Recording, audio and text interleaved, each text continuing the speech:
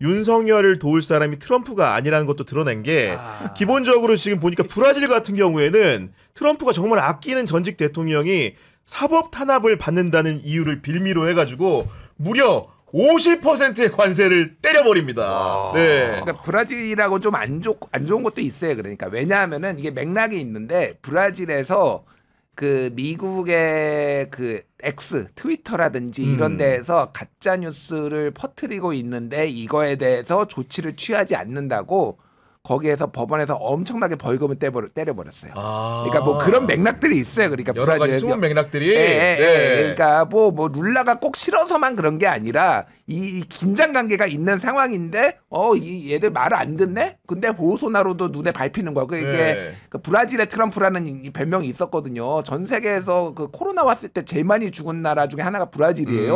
거의 방역을 트럼프처럼 아무것도 안 하고 그러고 있었단 말이에요. 그러니까 약간의 이제 동질감 같은 것도 있으니까 그걸 빌미로 삼아서 풀어줘. 근데 뭐 어떻게 풀어줘? 주권 국가에 대한 침해지. 그러니까 그렇게 이제 그런 맥락도 있는 거예요. 그런데 이제 어쨌든 이제 우리 구구진영 선생님들은 안타까운 거지. 사실은 이제 계속 믿었던 게 우리가 관세 좀 세게 맞아가지고 말이야. 그러니까 트럼프가 항공모함 끌고 와서 구해줄 거다. 모스탄이 입국해가지고 트럼프를 트럼프래 윤석열을 구해줄 거다. 이번에 뭐 관세로 또 이렇게 해가지고 윤석열 구해줄 거다. 지금 다 어긋나 버렸거든요. 트위터에 그러니까. 이재명 축하한다고 써있던데. 이재명이 써있던데. 베리 축하한다고. Congratulations. 그러니까 저는 그거예요. 이번에 그 정상회담이 지금 트럼프랑 우리 이재명 대통령 2주 뒤로 이제 잡혀 있는 건데 더 이상 이제 모스탄류의 선전선동이 안 통하는 거죠. 이게 생각해 보면 어처구니 없는 일이에요. 지금 모스탄 데리고 와가지고 내정 간섭하고 대한민국 부정선거다. 무슨 이재명 대통령에 대한 허위사실 유포하고 이러면서 마치 한미 관계가 꼬이고 어그러지기를 거의 제사 지내듯이 기우제 지내듯이 했던 건데 이제 이 부분은 다 불식이 된 거죠. 그러니까 더 이상 이제 모스탄류의 어떤 그런 한미 이간질을 통해서 윤석열 장사를 하려던 사람들은 이번에 철퇴를 맞았다. 더 이상 안 팔리는 거죠. 근데 지금 국민의힘에서 유력하게 거론되는 뭐 김문수, 장동혁 계열들이 또 그 윤호개인 계열들이거든요. 그러니까 이쪽은 상당히 지금 힘을 잃을 수밖에 없는 그런 아주 좋은 결과도 이번에 좀 없지 않았나라는 생각이 듭니다. 그럼에도 불구하고 지금 2주 안에 이제 트럼프 대통령과 이재명 대통령의 한미 정상회담이 있을 것으로 보이는데 이 회담을 앞두고 우리가 진지하고 긴장의 끈을 놓아서는 안 됩니다. 왜냐면은 그 2주 상간에도 어떤 일이 있을지 알 수 없기 때문에 제가 최근에 이제 어떤 책을 봤냐면은 제목이 이렇습니다. 대통령님, 트럼프는 이렇게 다루셔야 합니다라는 책인데 거기 이런 대목이 나와요. 우리 이재명 대통령이 밈인 건데 대통령님, 혹시 트럼프 대통령이 자신의 사저인 마라락으로 초청하면 긴장하십시오. 트럼프가 구상 중인 제2의 플라자 합의를 마라라고 합의라고 부른다는 소문이 국제금융시장에 파다하다고 적었는데 이 얘기는 뭐냐면은 관세 협상은 1차에 불과하다. 2차로 본인들이 무역 역조 현상을 겪고 있는 나라를 상대로 해가지고 환율 협상도 할 수 있다. 이런 얘기 아니겠습니까 지금? 그러니까 이제 제2의 플라자 협상이라는 게 예전에 그 미국이 무역 적자를 굉장히 보게 됐을 때 그때 환율을 인위적으로 조작이라고 해야 그러니까 끌어내려가지고 그렇죠. 네. 그래서 이제 그 무역 적자를 해소했던 거거든요. 그러니까 지금 미국이 부채가 어느 정도 심각하냐면요. 원화로 그러니까 달러 말고 원화로 미국의 부채가 경단이에요. 조 단위가 아니라 경단이요? 경단이에요. 경단이. 그렇구나. 그래서 한 해에 돌아와서 막아야 되는 국채만 2,000조인가 그래요. 매 2,000조 원. 그러니까 이 정도로 이제 그러면 이거에 환율이 어떻게 되느냐 그리고 이자율이 국채 이자율이 어떻게 되느냐에 따라서 지출해야 되는 돈이 어마어마한 거예요. 그러니까 한때 이제 미국에서 나왔던 얘기가 야 그냥 우리 이거 무이자로 해버리자. 그러면 무이자로 하면은 누가 국채를 사? 미국 건데 사야지. 니들이 안 사겠다고? 약간 그런 얘기까지 나왔을 정도로 그거를 트럼프가 얘기한 게 아니라 그런 제안이 나왔을 정도로 부채가 어마어마하단 말이에요. 그러니까 그거를 이제 해결해야 되는 상황이라서 말씀하셨다시피 이제 압박이 있을 거고 또 하나가 한미 정상회담을 하면은 이제는 안보 문제. 안보인데 뭐냐면 그렇죠. 이제 방위비 분담금. 지금 우리가 1조가 쉽게 얘기하면은 1조 3천억 원 내는 거를 그러니까 13조 내라는 거거든요. 그러니까 10배로 내라 지금. 10배. 그리고 이제 국방비를 지금 저기 유럽연합 쪽이나 이쪽 저기 나토 회원국한테 5% GDP의 5%로 올리라고 했잖아요. 우리나라는 현재 2.33%거든요. 그래서 이미 앙규백의 국방부가 이거를 3%까지 끌어올리는 방안을 마련을 했어요. 이것도 그래서 협상에 들어가야 될 거예요.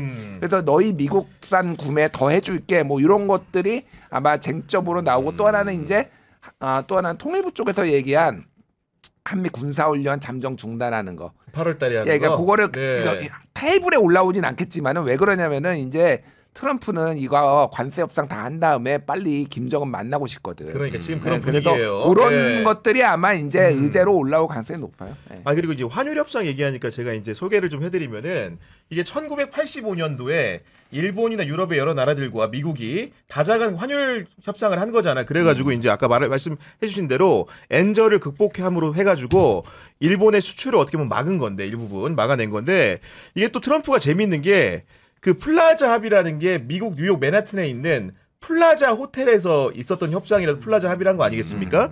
근데 1992년도에 나홀로 집에 2 개봉을 했을 때 거기 맥컬리 컬킨 나오잖아요. 거기 뭐 트럼프가 나와.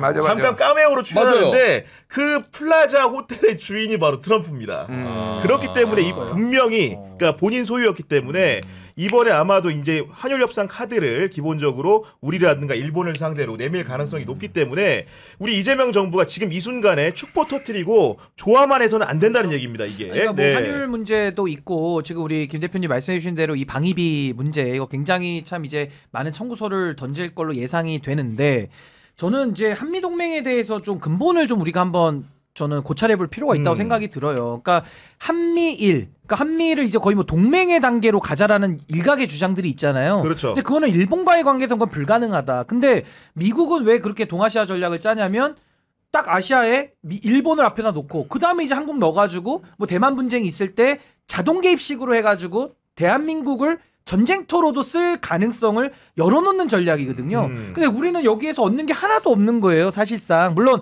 뭐 맨날 이 얘기하면 이 얘기합니다. 뭐 미국이 6.25 때부터 혈맹이고 피를 흘려주고 그건 맞아요. 그걸 제가 부정하자는 건 아닌데 우리가 그래도 안보 문제에 있어서는 대한민국의 국민들의 생명과 안전을 제1로 보호를 우리는 해야 되기 때문에 미국의 전략과 우리의 전략이 어긋날 때는 우리도 할 말을 해야 되는 것이고 만약에 극단적인데 미국이 만약에 협상 안 돼가지고 야 그럼 우리 주한미군 뺀다? 뭐 이렇게 협박할 수도 있어요. 그럼 우리도 뭐 자주국방에 대해서 뭐 한마디라도 좀 할 수는 있어야 되는데 그런 레버리지가 없으면은 그냥 미군 뺀다 그러면 벌벌벌 떨면서 그냥 우리는 모든 걸 다 지불해야 되는. 그러니까 전 이게 좀 한미동맹에 대한 우리의 인식을 좀 더 발전시키는 단계로 갔으면 좋겠다. 근데 보수 쪽, 뭐 보수라고 해도 싫지만 저 국민의힘 쪽 사람들은 항상 친미만 얘기하거든요. 그럼 전 역으로 묻고 싶어요. 아니 글로벌 시대에 왜 친미만 합니까? 친일도 해야죠. 그렇지. 친중도 해야지. 친러도 해야 되고 심지어 친북도 해야 되는 거거든요. 그렇게 해서 우리가 사실 보수 정권에서 이뤄냈던 남북기본합의서라든지 또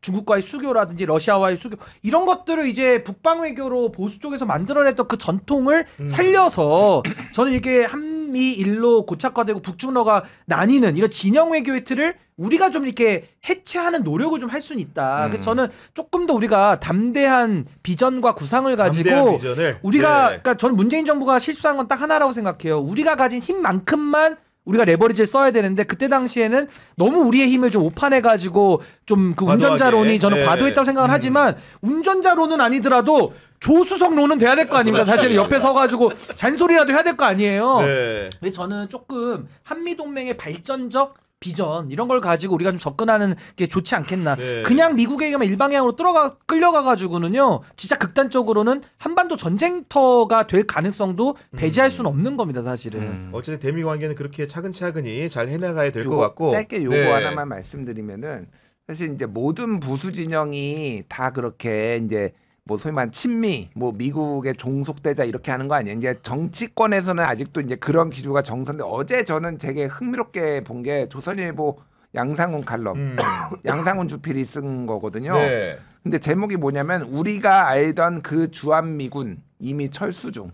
뭐 이런 거예요, 그러니까. 네, 그러니까 쉽게 얘기를 하면 이거의 칼럼은 이제 뭐냐면은 내용이 뭐냐면은 미국이 옛날에 알던 우리가 그 미국이 아니야. 맞아요. 트럼프의 미국은. 네. 그러니까 이제 북한의 도발도 우리가 직접 막아야 되고 자주국방 지금 해야 되는 이런 상황이에요. 이게 지금 조선일보에 실릴 정도예요. 그러니까 이미 보수도 아는 거예요. 아 이게 완전 지금 재편되고 그러니까 FTA 시대 끝났어요 이미. 그러니까 우리가 한미 FTA 시대는 끝났다고 보고 세계 어떤 무역 질서도 다 재편되고 있고 안보 질서도 다 재편되고 있다. 그리고 트럼프나 이쪽 미국은 그 이후에 누가 오더라도 약간 반 전환이 조금은 있겠지만 기본적으로 본인의 이익이 되는 쪽으로 이제 간다라는 거고 그렇습니다. 본인의 네. 어떤 안보 비용을 동맹한테 전가시키는 방향으로 가는면은 그걸 이용을 해야 되는 거야 사실. 그러니까 저 돈 더 내. 그러면 그래 우리가 국방력을 그 대신 여기서 키운다든지 여기에서의 주도권을 더 가져올 수 있는 거지. 이런 걸로 니네 거 구매해 줄 테니까 이런 식으로 이제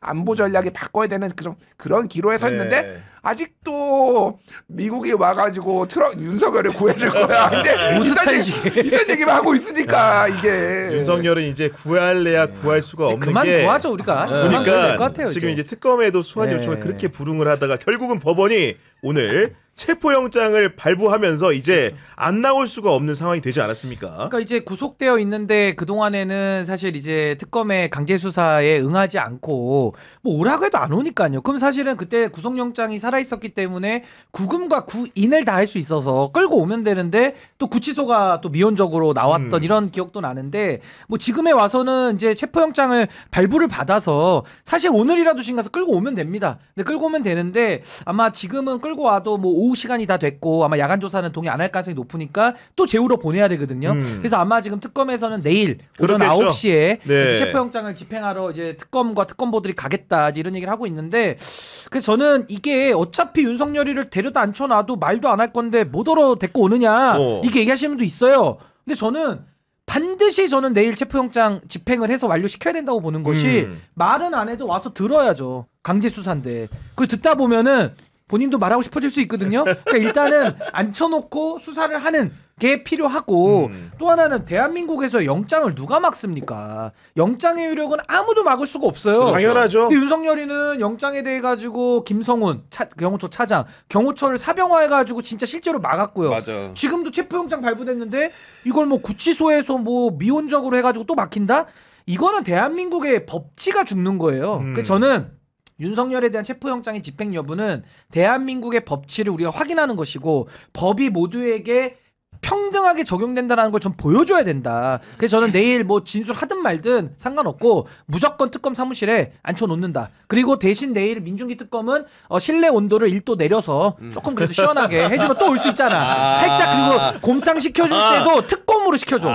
특으로. 그럼 또 한 번 나오고 싶을 수 있어요. 특검에다가 1도를 낮춰라. 그거 두 개로 정말로 뒤를 금원이다 패키지 금원이야. 딜로. 예. 그럼 한 번은 끌려왔지만 그 다음부터 윤석열이가 자면서도 시원했던 것 같은데 고기가 많이 생각나거든. 심야 조사 받겠습니다. 그래서 계단 오를 힘이 생긴다. 심야 조사도 하면 보쌈 한번 먹을 수 있다. 그걸로 한번 유혹을 하는 것도 전 제안해 그럼 봅니다. 나중에 변호인 통해 가지고 김건희가 아우 우리 오빠 조사 먼저 받았다는데 무슨 이야기 저한테 좀 전달하려는 게 있었나요? 그러면 남편께서 점심은 꼭 특검으로 먹으라고 전했습니다. 그게 특이 달라요. 고기 양이 다르거든. 양이 달라요. 특은 진짜 밥반 고기반이거든요. 그런 거 한번 시켜주면 그렇죠. 윤석열 또 눈 돌아갈 수 깍두기 있어요. 추가해서. 그때 보리밥하면서 갔던 기억 나시죠? 네. 수 현장에서. 대놓고 술을 줄 수 술은 없으니까 안 한 되고. 소주로 한 잔만 이렇게 향만 맡게 해주든지. 향만. 맛이 다른데 뭐 이렇게. 아니 근데 윤석열이 보면 진짜 그간에 너무나 괘씸한 부분이라는 거는 특검에서 소환 요청을 하고 안 나오면은 안 나오는 사유를 통상의 피의자들은 냅니다. 예를 들면 몸이 아파 당뇨가 있고 실명 우려가 있으면은 의사의 소견서를 받아서 내야 되는데 이런 소견서도 안 나. 한술 더 떠가지고 변호인을 선임해야지 방어권을 행사하는데 변호인 선임계도 안 냈다는 거 아닙니까 지금? 근데 변호사도 있잖아요. 윤석열 변호사. 있죠. 근데 그 특검 이제 조사를 특검이 받으면 다르니까. 따로 내야 되는데 그런 선임계 자체를 따로 별도로 그러니까. 제출하지 않고 있다는 거죠. 보니까. 그러니까 그냥 네.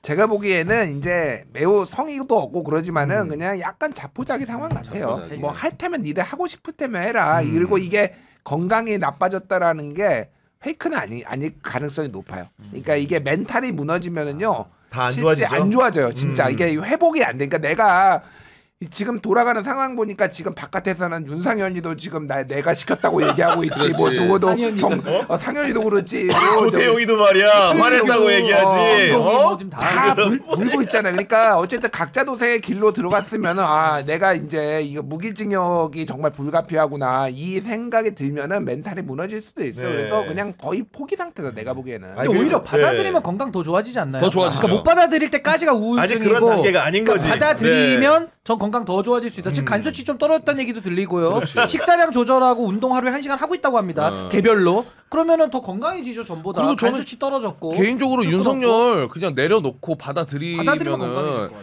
독방 자체는 윤석열 그 성격상 외로워할 것 같으니까. 외롭진 않죠. 혼자 말을 많이 하니까. 아니 그러니까 뭐냐면 독방에서 근데 혼자 말하는 그 의미가 없잖아. 홍거실로 가면은 얘기할 사람도 있고 제일 중요한 건 제가 그 이 구치소 다큐가 알고리즘 한번 돌았는지 봤어요? 엄청 돌더라고. 그래요? 근데 예. 무기수나 사형수는 홍거실에 가도 어마어마한 배려를 해준다고 합니다. 아 그래요? 그 재수자들이 서로.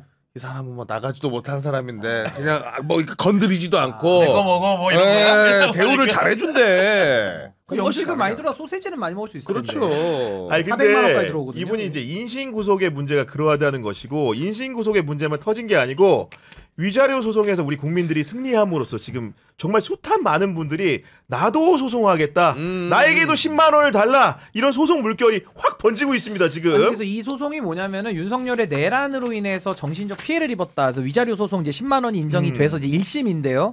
저한테도 이제 이 소송을 좀 해보는 게 어떻겠냐고. 그래서 저도 할까 말까 하다가 이게 저도 이제 단체 소송을 여러 번 해봤기 때문에 네. 이 굉장히 인력의 소모가 많아요. 아, 그래요? 다 일일이 준비를 하려면은 쉽지가 않아서 그래서 저도 이제 이거는 뭐 제가 하진 않지만 지금 많은 변호사님들이 아마 각각 그룹별로 하시는 것 같아요. 맞아요, 맞아. 근데 이게 소문이 좀 나다 보니까 상당히 많은 분들이 참여를 하시는데 이거 지금 민사거든요. 민사로서는 소송에 참여한 분들만 돈을 받으실 수 있는 거예요. 그냥 가만히 있으면은 그 어차피 불법행위 채권은 소멸시효가 있으니까 그거 지나가는 건데 그래서 저는 이제 이게 지금 1심은 이겼는데 강제집행 정지 청구를 지금 윤석열이가 넣은 그러니까. 거예요. 그러니까 이건 뭐냐면 다른 서류는 안 내도 이건 냅니다, 지금. 그렇죠. 보니까. 1심을 이기면 사실 가집행을 할 수 있는데 그 가집행을 윤석열이가 막겠다는 겁니다. 근데 윤석열은 지금 재산이 한 10억 정도밖에 안 된다 그래요. 7억. 7억 정도? 예금 7억 정도. 예, 10억이 채 안 되죠. 6억 9천 정도니까. 예, 그러면 네. 이거는 뭐 몇 명이 그냥 가져가면 땡이거든요. 금방 없어지거든요. 6억 9천 금방 없어집니다. 근데 이제 김건희 쪽이 재산이 많다 그래요. 그렇지. 그래서 나중에 이게 이제 특검 결과 조사 결과를 통해서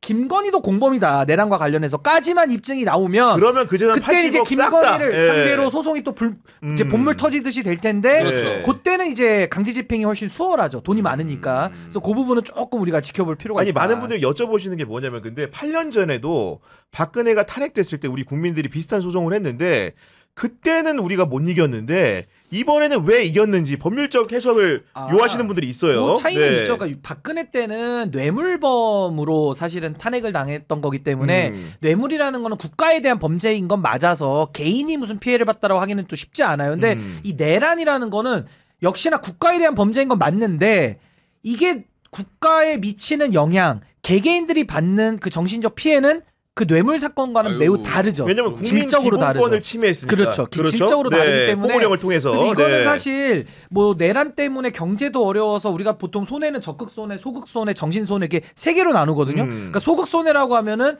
윤석열 때문에 내란으로 경기가 어려워져서 내가 일을 못해서 손해가 났다. 그럼 사실 거기까지도 입증해서 사실은 손해배상을 해서 더 많은 액수로 할 수도 있겠지만은 아직 그 소극적인 손해까지는 인정이 안 되고 그냥 정신적인 손해 이 부분만 인정이 된 것도 이거는 뭐 굉장한 성과 아니냐라는 생각이 듭니다. 네.